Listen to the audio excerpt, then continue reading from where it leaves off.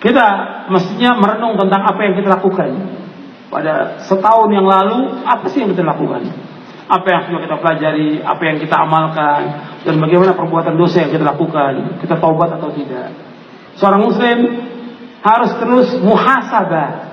Muhasabah artinya menghitung dirinya tentang apa yang dilakukan dari hidupnya. Sebagaimana kata Umar bin Khattab radhiyallahu anhu, hasibu anfusakum qabla an tuhasabu. Hisab diri kalian sebelum kalian dihisab oleh Allah. Ada satu hadis dari Abu Barzah Al-Aslami radhiyallahu anhu. Ia berkata, setelah bersabda Rasulullah sallallahu alaihi wasallam, tidaklah bergeser kedua kaki seorang hamba nanti pada hari kiamat, melainkan Allah akan tanyakan tentang 4 pertanyaan.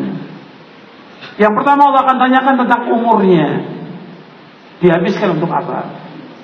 Yang kedua, tentang ilmunya, diamalkan atau tidak. Yang ketiga, tentang harta, dari mana dia peroleh dan kemana dihabiskan. Dan yang keempat, capeknya, lelahnya, letihnya untuk apa. Hadis ini diriwayatkan oleh Imam At-Tirmidzi, dan Tirmidzi kata hadis ini hasan sahih.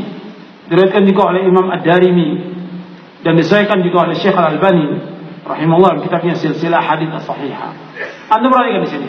Nabi SAW menyebutkan dalam hadis ini ada 4 pertanyaan.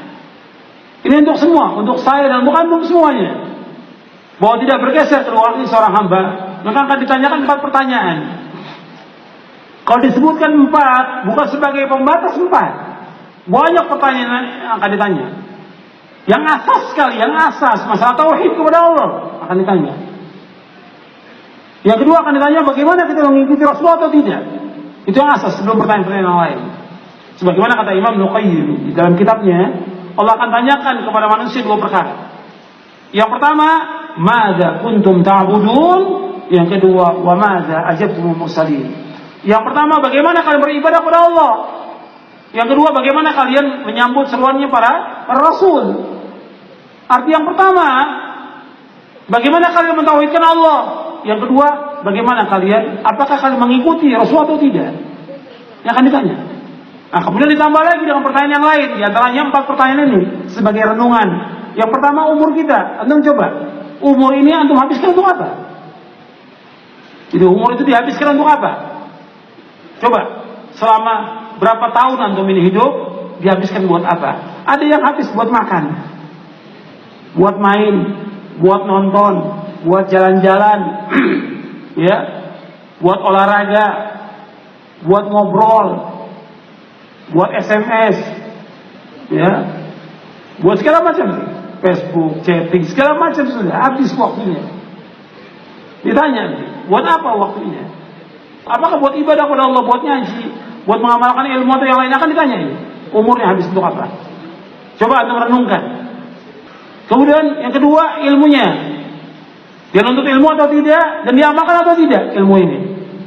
Orang Islam harus nuntut ilmu, dan mesti nambah ilmu kita setiap hari, dan nambah iman kita, nambah ketakwaan kita kepada Allah. Mestinya demikian. Jangan tambah turun.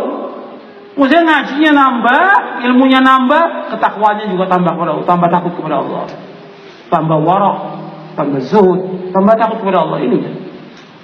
Coba ilmu diamalkan. Untuk diri kita, buat rumah tangga, tambah baik hubungannya. Rumah tangga dengan istri juga tambah baik, dengan tambah baik. Bukan tambah kasar, bukan tambah kejam, bukan tambah jauh dari Islam. Tambah baik hubungannya dengan rumah tangga. Begitu hubungan dengan masyarakat tambah baik. Renungkan ini. Yang ketiga, harta kita dari mana kita peroleh?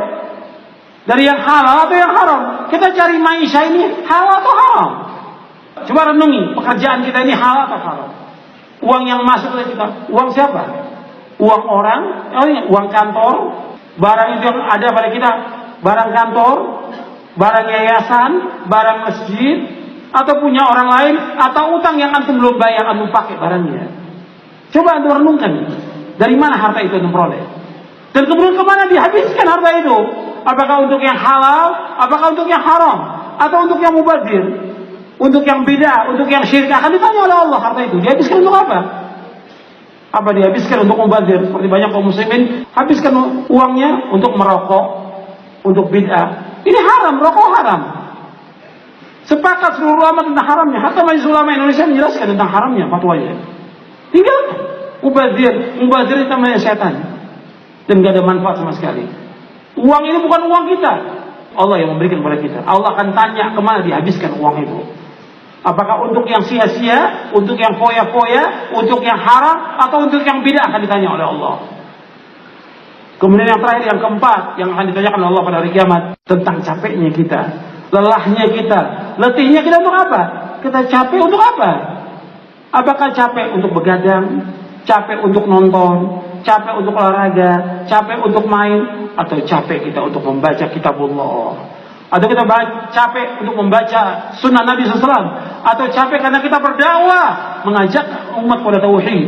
Atau capek kita membantu orang-orang yang susah? Atau capek dalam melaksanakan ibadah haji atau umrah? Atau yang lainnya? Capek kita untuk apa?